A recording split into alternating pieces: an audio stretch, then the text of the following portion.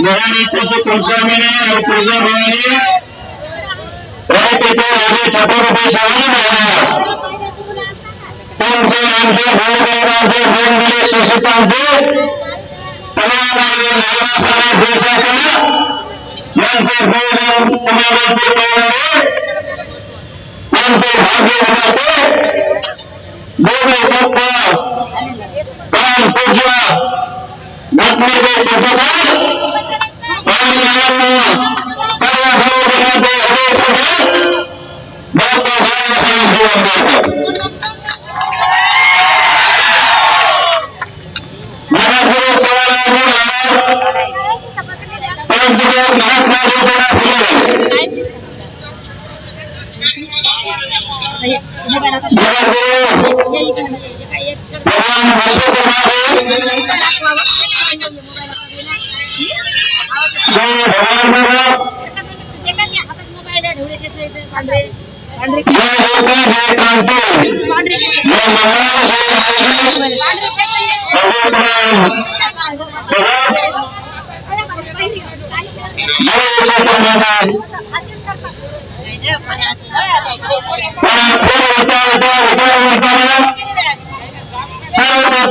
बाबासाहेब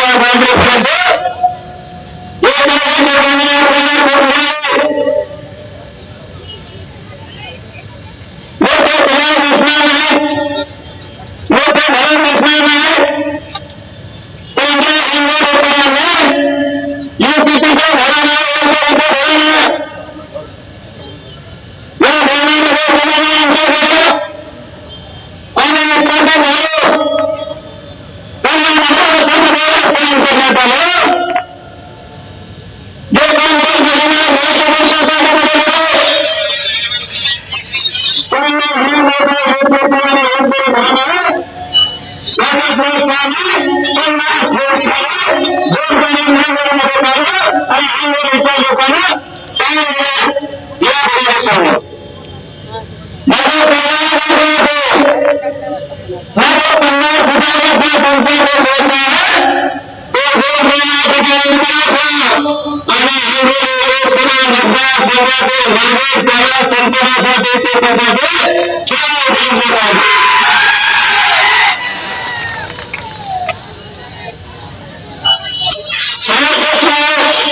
केवल कनेक्ट नहीं हुआ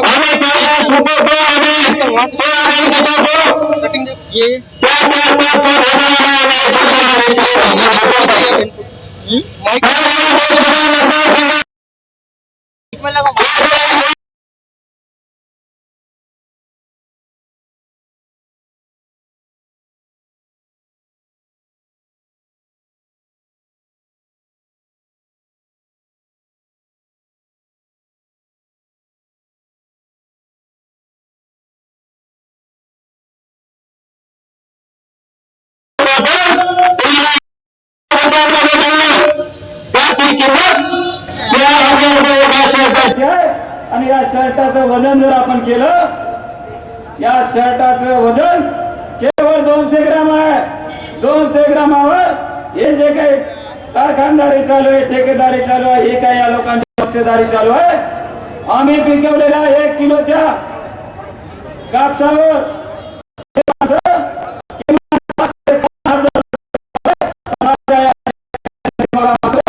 या ठिकाणी 60 रुपये 70 रुपये किलो कापूस विकावा. अशा मोठमोठ्या प्रोसेसिंग चालू झाल्या पाहिजे. काय परिस्थिती आहे साहेब, या लोकसभा मतदारसंघामध्ये एकही कारखाना आपल्याला दिसणार नाही. आमच्या या ठिकाणचे युवक 12वी झाले, ग्रॅज्युएट झाले, पोस्ट ग्रॅज्युएट झाले, MPA झाले, MP झाले. आज या युवकाच्या छातीवर हे वजन म्हणून या ठिकाणी जगत आहेत. आई वडिलांना सांगतायत मला शेतात काम करता येत नाही आणि या ठिकाणी मला नोकरी सुद्धा सापडत नाही. काय पाप केले आमच्या युवकांनी? काय यांना मुंबई, दिल्ली, कलकत्ता, हैदराबाद जावं लागते?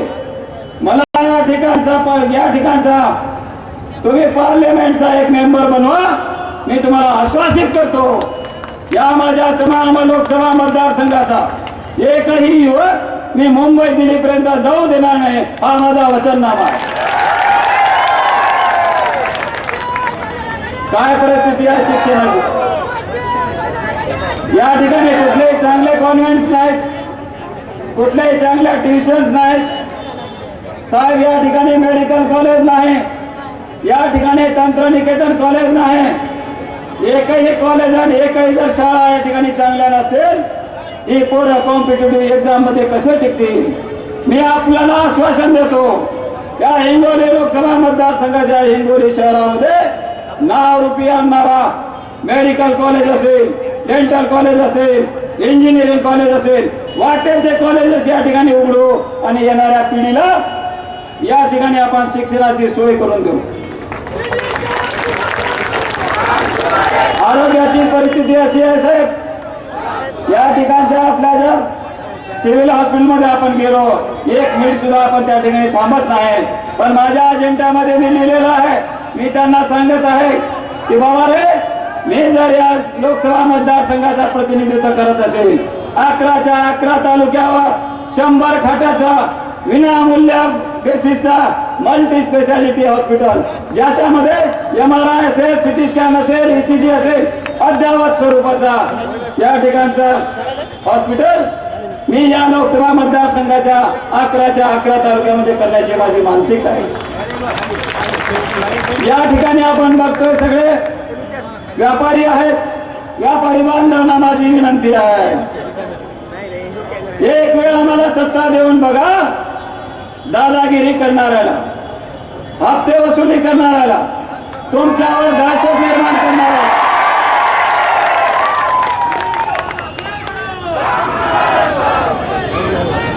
मी तुमचं कर्मचारी असेल, व्यापारी असेल, गुत्तेदार असेल, यांचा 100% ढाल म्हणून तुमच्या पाठीशी उभं राहण्यासाठी कटिबद्ध आहे.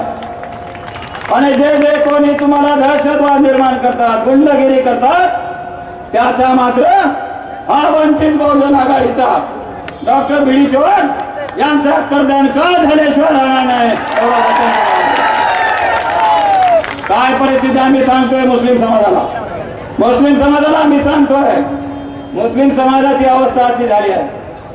एका झाडाखाली एक वाघ पाय फोडत होता. वाघ हा बिमार होता. 4 बांधव त्या ठिकाणी गेले, मुस्लिम बांधव. एकाला दया आली, बाबा ने बोले इसको थोड़ा सा पानी पिला देंगे. दूसरा म्हणला इसको डॉक्टर को इंजेक्शन लगा देंगे. तीसरा बोला इसको खाना खिला के करेंगे और इसको खड़ा करके छोड़ देंगे. आणि चौथा जे मित्र होता तो झाडाला, आणि झाडावर चढल्यानंतर एक मित्र म्हणाले, अरे तू क्या बेवकूफ है क्या, तुझे समझता नहीं है क्या, अरे ये शेर मर रहा पर जाके खड़ा है. वो बोले तुम बेवकूफ हो, अरे जिसको तुम पानी पिला रहे, जिसको तुम इंजेक्शन तुम घोष पिला रहे, वो खाएगा, मैं तो मर जाऊंगा. इसलिए ये महाराष्ट्र में, इस देश के अंदर का और हिंगोली लोकसभा मतदार संघ शेर मरने जा रहा है.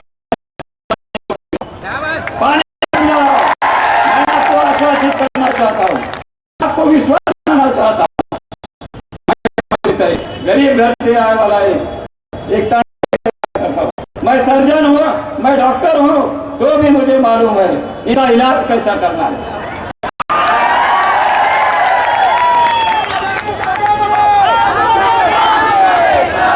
मैं कोई इंजेक्शन देने वाला डॉक्टर नहीं, मैं कोई इंजेक्शन देने वाला डॉक्टर नहीं, मैं सीधा सीधा ऑपरेशन करने वाला डॉक्टर हूँ। इस लोकसभा मतदार संघ के अंदर में मेरे हृदय सम्राट, मेरे मालक,